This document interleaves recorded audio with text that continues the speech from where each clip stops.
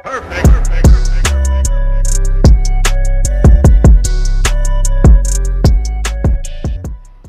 Everyone, welcome to Yadav food factory. ఈరోజు మీకోసం ఒక స్పెషల్ వీడియో తీసుకొచ్చాను.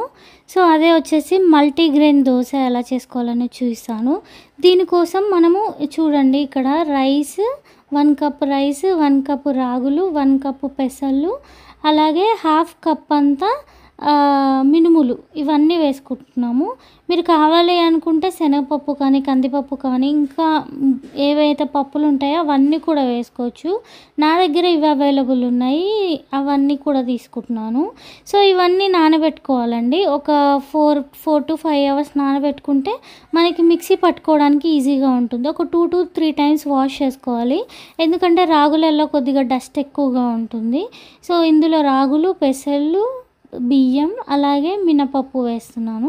మీరు కావాలంటే కందిపప్పు కానీ, శనగపప్పు కానీ అవి కూడా వేసుకోవచ్చు.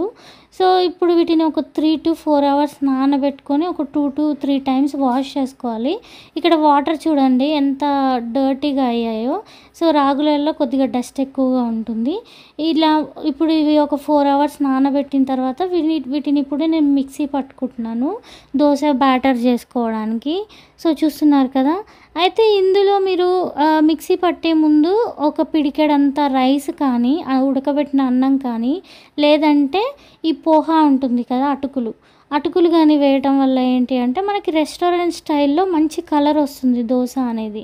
సో వీటిని నానబెట్టి ఇలా గ్రైండ్ చేసి పెట్టుకోవాలి. మనకు కొంచెం తిక్కుగా అవుతుంది ఈ మల్టీగ్రెయిన్ దోశ. మీరు మార్నింగ్ ఇలా పెట్టేసుకున్న తర్వాత ఇలా అవ్వుద్ది. దీంట్లో కొద్దిగా సాల్ట్ వేసుకొని బాగా మిక్స్ చేసి పెట్టుకోవాలన్నమాట. సో చూస్తున్నారు కదా. సో నేను ఆల్రెడీ సాల్ట్ వేసి పెట్టాను, చూపించలేదు వీడియోలో. సాల్ట్ వేసి ఇలా కంప్లీట్గా మిక్స్ చేసేసేయాలి. ఒకవేళ మరీ తిక్కుగా అనిపిస్తే కొద్దిగా వాటర్ వేయండి, కాకపోతే ఈ పిండి నార్మల్గానే కొద్దిగా తిక్కుగా ఉంటుంది. అండ్ ఇది డయాబెటీస్ ఉన్న వాళ్ళు కానీ, డైట్ చేయాలనుకున్న వాళ్ళు కానీ ప్రతి ఒక్కరికి చాలా బాగా పనిచేస్తుంది. హై ప్రోటీన్ ఉంటుంది ఇందులో.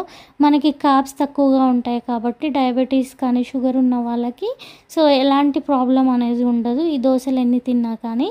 సో ఇప్పుడు మనం వీటిని దోశల కింద వేసేసుకుందాము. సో ఇది ఏంటి అంటే మన రెగ్యులర్ దోశ కన్నా కొద్దిగా మందంగా వచ్చినట్టు అనిపిస్తుంది. కొద్దిగా మెల్లిగా ఇలా స్ప్రెడ్ చేసుకోవాలన్నమాట పల్చగా. లేదు మందంగా ఉన్నా పర్లేదు అనుకుంటే అలాగే ఉంచుకోండి. నేను మాత్రం కొద్దిగా పెద్దగా స్ప్రెడ్ చేసుకుంటున్నాను.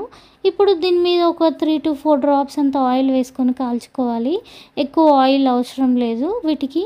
సో ఎందుకంటే నార్మల్గా ఇది ప్రోటీన్ ఎక్కువ కాబట్టి డైజెస్ట్ అవ్వడానికి టైం తీసుకుంటుంది. అండ్ ఇందులో ఆయిల్ ఎక్కువ వేయడం వల్ల ఇంకెక్కువ టైం పడుతుంది కాబట్టి ఆయిల్ తక్కువ వేసుకోండి బెస్ట్. చాలా హెల్దీ ఇది. సో డయాబెటీస్ వాళ్ళకి కానీ, డైట్ చేసే వాళ్ళకి కానీ, పిల్లలకి కానీ, ప్రతి ఒక్కరికి కానీ.